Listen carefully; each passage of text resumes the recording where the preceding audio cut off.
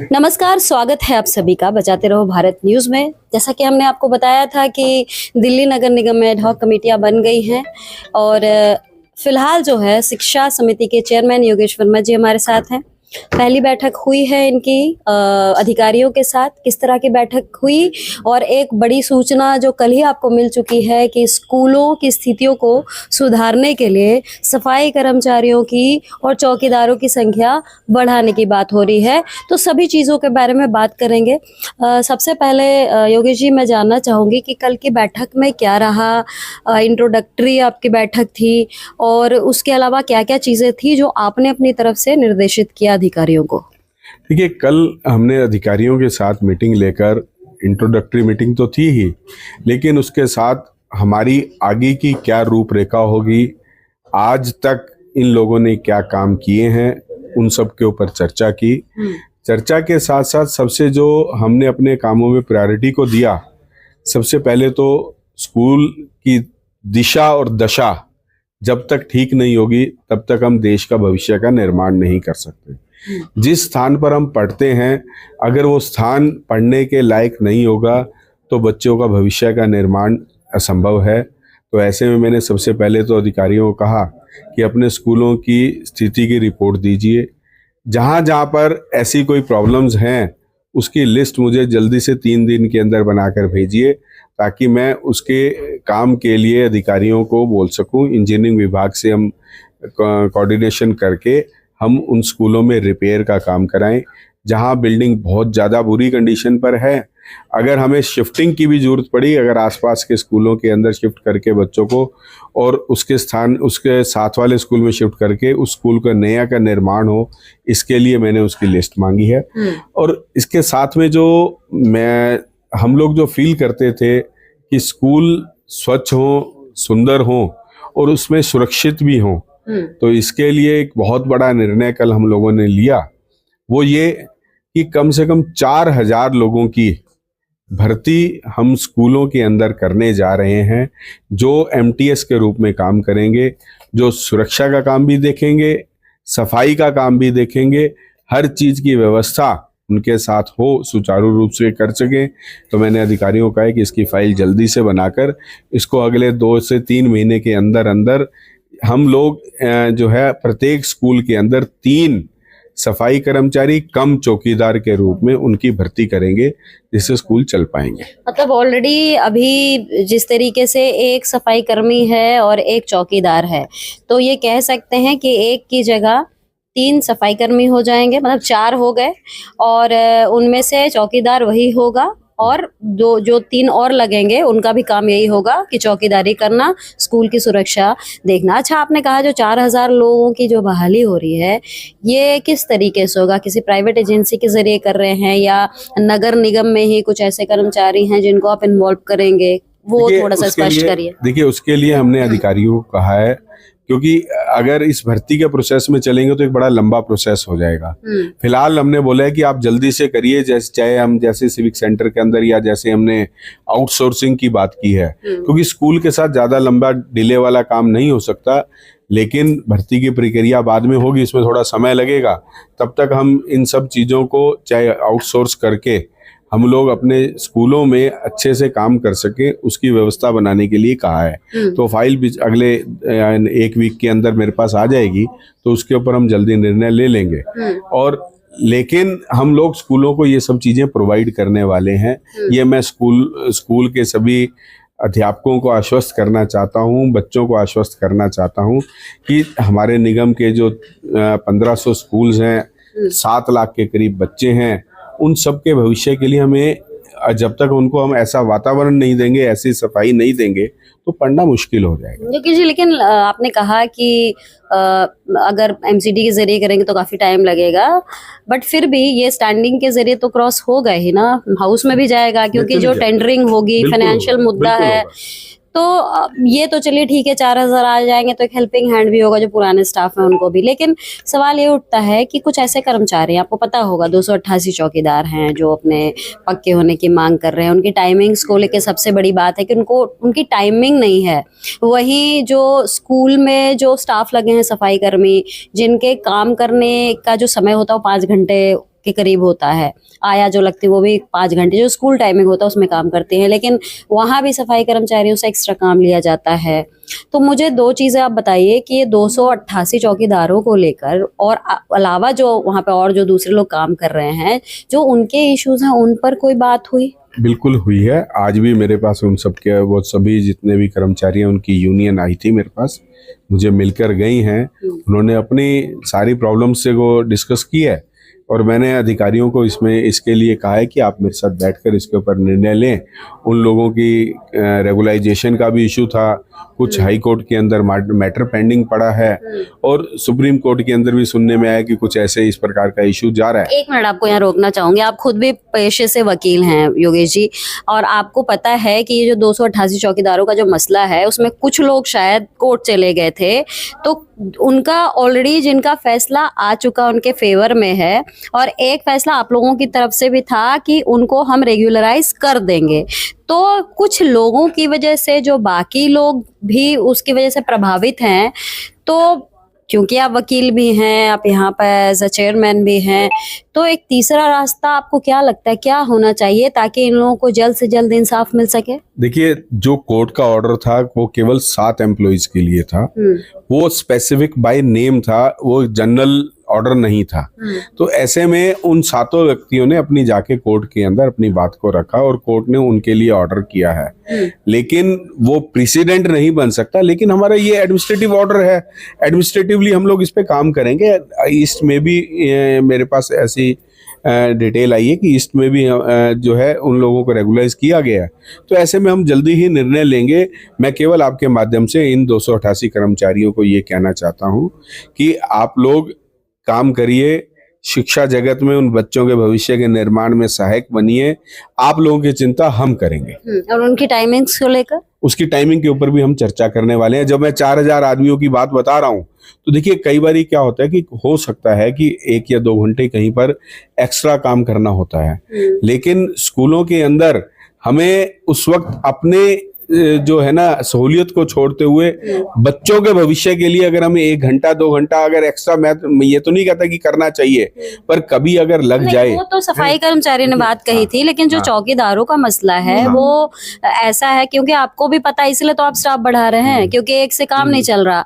तो एक चौकीदार होने की वजह से मान लीजिए अगले दिन नेशनल छुट्टी पड़ती है तो उनको 24 घंटे की जगह 48 घंटे भी करना पड़ता है, क्योंकि उनके पीछे एक नियम है कि अगर कोई चोरी होती है, स्कूल का कुछ भी डिस्ट्रॉय कोई करता है, तो वो सारी चीजें उनकी सैलरी से कटेगी। ये है। इसके ऊपर भी मैंने डायरेक्टर एजुकेशन से बात की थी और उन्होंने मुझे सारी लिस्ट लाकर देनी है कि कहीं हमने अगर डबल कहीं काम लिया है तो वो भी मैं इसके ऊपर बात करूंगा। लेकिन तब तक मैं आपको बता रहा हूं कि आप लोगों ने इशू को उठाया, उससे पहले ही हम लोगों ने इन सब चीजों को समझ लिया है। आप देखिए पिछले 2.5-3 साल से ना तो कमेटी बनी थी, ना ही अपनी व्यथा बताने वाले कहीं जा सकते थे। आज अगर मैं पहली मीटिंग में ही अगर हमने निर्णय ले लिया कि 4000 लोगों को बिठाना है, स्कूलों के में सुधार करना है, स्कूलों के अंदर प्ले ग्राउंड्स बनाने हैं, तो उसके पीछे सोच तो है कि जब हम आए हैं जनता की सेवा के लिए, तो हमने आते ही निर्णय लिए हैं। तो आप हमारी करनी को भी देख सकते हैं और हमारी नीयत को भी देख सकते हैं। लेकिन इससे पूर्व में जो इस सरकार ने इस दिल्ली की जनता के, दिल्ली के भविष्य के साथ 2.5 साल तक खिलवाड़ किया है, उसके कारण थोड़ा सा समय तो लगेगा ना हमें इस सब चीजों को। मतलब ये जो 4000 लोग आएंगे उनसे उनको राहत मिलेगी जो ऑलरेडी बिल्कुल प्रभावित हैं। निश्चित रूप से। अब मैं थोड़ा सा प्रिंसिपल्स और टीचर्स के तरफ आऊं। ये जो इनकी पोस्टिंग का जो मसला है, और अभी जो प्रिंसिपल्स को भी प्रमोट किया गया और ट्रांसफर्स हो रहे हैं, इसमें भी बहुत सारे प्रॉब्लम्स आ रहे हैं योगेश जी। कई टीचर्स हैं जो अभी भी अनसेटिस्फाइड हैं। ये कहा जा रहा है कि अपने हिसाब से जो जिसको जहाँ जो अधिकारियों के जाके वहाँ पे मक्खनबाजी करता है, बटरिंग करता है या चढ़ावा चढ़ाता है, उसको सब कुछ मिलता है। जो टीचर्स वाकई में काम करते हैं, बच्चों पे ध्यान देते हैं, पढ़ाते हैं, उनके ऊपर बिल्कुल सख्ती भी बरती जाती है। और उनको अगर ट्रांसफर मांगते हैं, पोस्टिंग, तो ऑनलाइन का हवाला दे दिया जाएगा कि आप ऑनलाइन अप्लाई करिए। और एक वक्त भी ऐसा था, आपने वही केजरीवाल जी के टाइम में जब था कि ऑनलाइन ही आप अप्लाई कर सकते हैं, लेकिन आज तो मैनुअली सब कुछ हो रहा है। तो इन सब चीज़ों पर आप कैसे नकेल कस रहे हैं? और आपने खुद बताया कि आप स्कूल इंस्पेक्टर्स भी अब आप लाने वाले हैं, ऑलरेडी हैं और संख्या बढ़ रही है, उसके बारे में बताइए। देखिए, आप मुझे केवल एक एग्जाम्पल ला के दीजिए जिसके अंदर किसी अधिकारी ने पैसे लिए हैं, पैसे लेके पोस्टिंग की है। तो मैं ये तो अंदर खाने में होता है ना योगेश जी। देखिए ऐसा होता है, आज 1400 पोस्टिंग हमने की, 1400 प्रिंसिपल को आज तक पिछले कई वर्षों से उनकी सीनियरिटी लिस्ट नहीं बनी थी। आज सीनियरिटी लिस्ट बनी है। अब 1400 लोगों की स्कूलों के अंदर पोस्टिंग करना, और एक स्कूल की डिमांड पर कई है क्या कि बहुत से टीचर हैं एक ही स्कूल के ऊपर हाथ रखते हैं, जी मुझे इसी स्कूल में जाना है। जो डिससेटिस्फाइड है, जिसको उसकी इच्छा के अनुसार स्कूल नहीं मिला, उसके पास एलिगेशन लगाने के अलावा कोई काम और कोई कारण नहीं बचता है। मैं ये कहता हूं कि आप देखिए कि अभी तक हमने 850 लोगों की लिस्ट निकाल दी है। मुश्किल से मेरे पास 15 से 20 शिकायतें आई हैं जो ये चाहते थे कि मुझे इस स्कूल में नहीं, इस स्कूल में जाना था, इस स्कूल में मुझे चाहिए कि ये मुझे दूर पड़ता है। मैं आपके माध्यम से कहना चाहता हूँ, हम सेवा के काम में आए हैं। शिक्षा कोई व्यवसाय नहीं है। निगम किसी से कोई पैसे लेकर नहीं पढ़ाता है। निगम के स्कूलों के अंदर हम मुफ्त शिक्षा देते हैं। अगर यही भाव वो हमारे सभी टीचर अगर रख लेंगे तो मेरे हिसाब से शिक्षा का स्तर और अधिक सुधर जाएगा। बिल्कुल सही कह रहे हैं आप। तो ऐसे में अगर 15 से 20 लोग डिससेटिस्फाइड अगर 850 में आ रहे हैं तो ये मैं समझता हूं कि ये इनकी संख्या बहुत कम है। हम प्रत्येक व्यक्ति को तो एक घर के अंदर अगर 4 बच्चे हैं तो माँ चारों को सेटिस्फाई नहीं रख सकती है। लेकिन मैं इतना जरूर कह सकता हूं कि अगर मुझे कोई भ्रष्टाचार का एक भी सबूत मिलेगा तो उस अधिकारी के खिलाफ एक्शन लिया जाएगा। इसके लिए 0 टॉलरेंस है। बिल्कुल।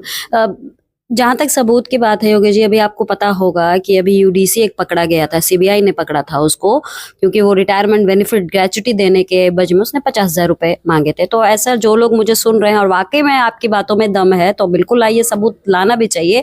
लेकिन जहां तक आपने बात करी कि अगर इक्का दुक्का लोग होते हैं तो उसका मतलब है कि मतलब कहीं ना कहीं मामला गड़बड़ है।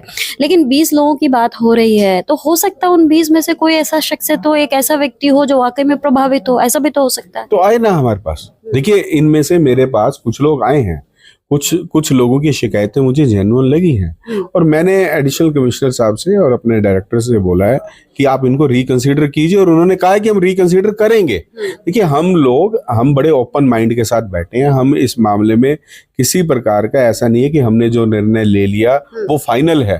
अगर किसी व्यक्ति को या किसी भी ओवरसाइट से अगर किसी को थोड़ी सी भी कहीं दिक्कत है, आप अपनी प्रॉब्लम को रखिए।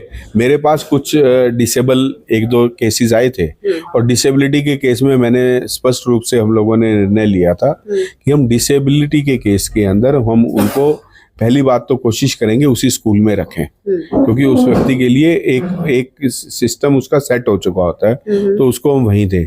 और जहां तक कोई बहुत अधिक बीमार है या महिलाएं हैं, उसके लिए भी हम लोगों ने एक क्राइटेरिया सेट किया था।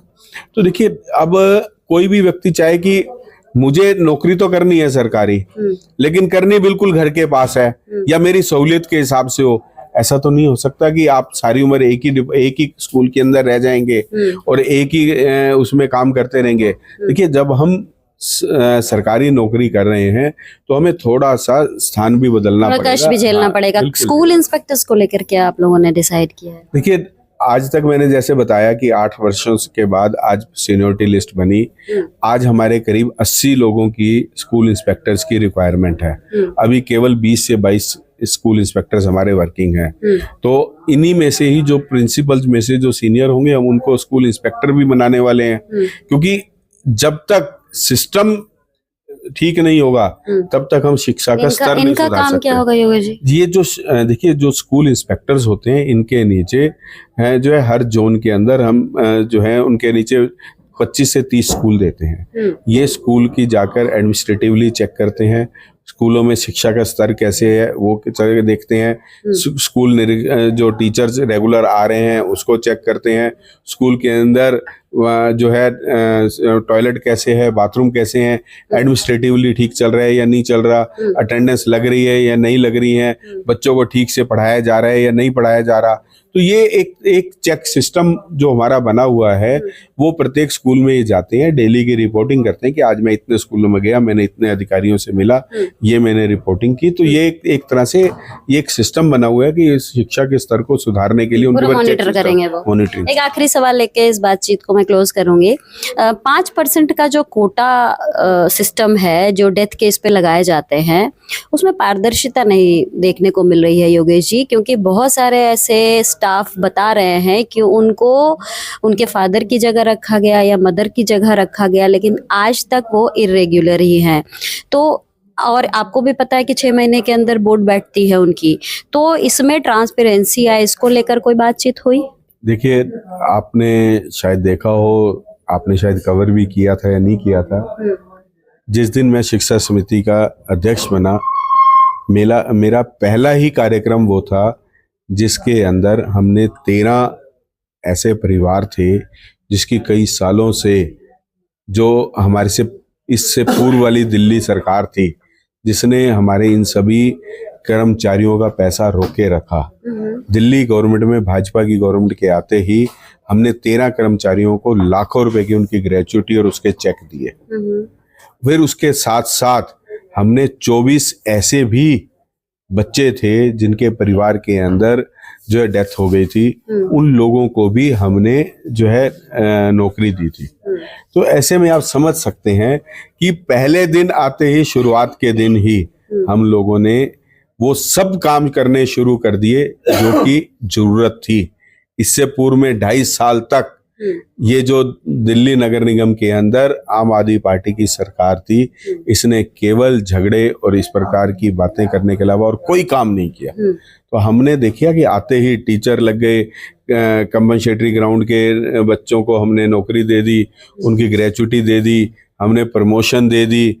प्रमोशन के बाद अब स्कूल इंस्पेक्टर्स की कर रहे हैं, स्कूल इंस्पेक्टर्स के बाद शिक्षा का स्तर सुधरे, उसके बाद स्कूलों के अंदर 4000 लोगों की भर्ती हो, फिर उसके साथ साथ हम स्कूलों की दशा को सुधारें, मरम्मत के कार्य हो। तो अभी तो ट्रेलर है, पिक्चर अभी बाकी है। बहुत बहुत धन्यवाद।